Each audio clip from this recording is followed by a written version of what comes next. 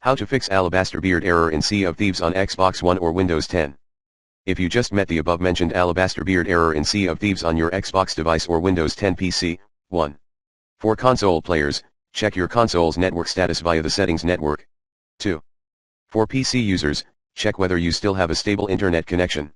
If so, Google and try some recent troubleshooting tips slow, connection issues. Last but not least, this video guide would also work for Allmondbeard error in the SOT game.